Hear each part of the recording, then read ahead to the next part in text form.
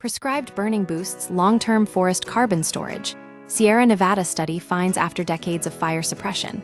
A new 20-year study in the Sierra Nevada mountains reveals that regular, controlled burns don't just reduce wildfire risk.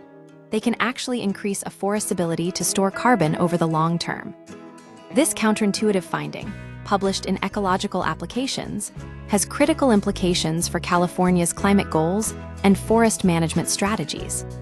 The paradox of fire and carbon. For years, the debate over prescribed burning has centered on its immediate carbon emissions. Burning trees releases CO2, a greenhouse gas. However, this research demonstrates that repeated controlled fires promote forest health and productivity in ways that outweigh those short-term losses. The key is that regular burning helps maintain large, fire-resistant trees, ponderosa pines and sugar pines, while preventing the overgrowth of smaller, fire-prone species like incense cedar and white fir. We found that, over time, the productivity of unmanaged stands decreased due to competition and climate stress, explains Yiheng Zhu, the study's lead author from UC Berkeley. Meanwhile, prescribed burning helped maintain those large trees, eventually increasing the overall productivity of the forest. How it works. Shifting forest dynamics. The study tracked forest plots subjected to different treatments, including prescribed burning, restoration thinning, removing smaller trees, and no intervention control plots.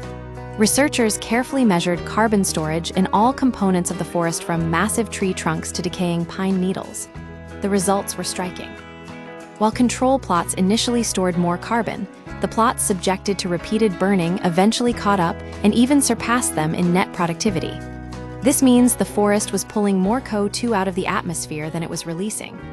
After the first burn, the productivity of those plots was low, says John Battles, a UC Berkeley professor and senior author. But by the third burn, the patterns had switched. The accounting challenge, quantifying the carbon impact of each treatment, was a massive undertaking. Researchers tracked every carbon pool in the forest, accounting for growth, decay, and emissions. This massive accounting job, as Battles calls it, revealed a critical shift in forest dynamics.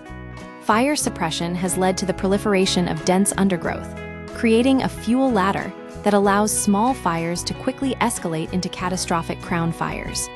Prescribed burning reverses this process, thinning the understory and promoting the growth of fire-resistant trees. Balancing fire risk and carbon storage, the study builds on previous research showing that combining prescribed burning with mechanical thinning is the most effective way to reduce wildfire hazard. However, that approach also has the highest carbon cost. The latest findings provide a roadmap for balancing these competing priorities. For communities near inhabited areas or sensitive ecosystems like giant sequoia groves, a combination of burning and thinning may be necessary. But in deeper wilderness areas, prescribed burning alone may be a better option for maintaining stored carbon while improving forest health. We've got to get these treatments out there, Battles emphasizes. Some treatments might be better than others in certain situations, but now we've made the trade-offs explicit so we can pick the right approach. Ultimately, this research underscores the importance of proactive forest management in a changing climate. Prescribed burning isn't just about preventing wildfires, it's about ensuring that forests continue to act as vital carbon sinks for generations to come.